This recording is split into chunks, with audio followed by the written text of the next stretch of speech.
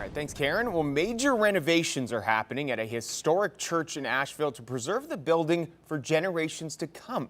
This comes as projects like these become harder to fund as buildings age and congregations shrink. News 13's Ryan Stockett reports. The historic Basilica of Saint Lawrence in downtown Asheville has been covered in scaffolding for months. Part of this rehabilitation, we are replacing the copper dome. We're removing and replacing and repairing the oculus on top. We're restoring the cornice and parapet walls. Mary Everist, the president of the board of the Basilica Preservation Fund, tells us they're also repairing and replacing the gutters, replacing the lightning protection system, and stabilizing the West Chapel. She says this is part of a larger effort to preserve the historic building. Everest says they've been able to take on this project thanks to generous members of the congregation, donors from around the community, and grants from various organizations. How are you guys able to secure these different funds from these different groups?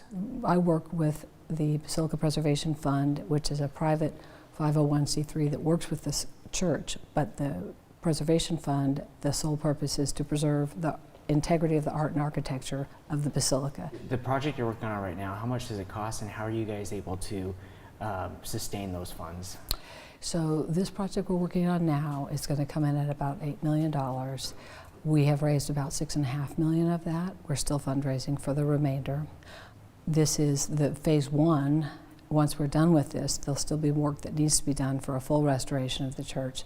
But again, we've been trying very hard both to get the word out in the community and across the country and around the world. But we also try to make sure that people both in our community, people that live in Asheville, and tourists that come to Asheville, because this is a big tourist draw, that we make sure that the church is open and accessible. While this building is also a tourist destination, this project is especially important to the parishioners who meet there. We spoke with one who said that this project has been a long time coming. We're elated that after 20 years, we're finally seeing the fruits of our labor. Lawrence Gilliam has been attending the Basilica of Saint Lawrence since the 60s, and he's helped start the Basilica Preservation Fund because of the deterioration he and others saw at the church. We had to get busy and do it, so to see that and see where we are now has just been a blessing for me, and I'm sure the other folks that join me. Everest says phase one of the project will finish in September. If you'd like to support them in these efforts, we'll have a link to where you can donate on our website, WLOS.com. In Asheville, Ryan Stockett, News 13.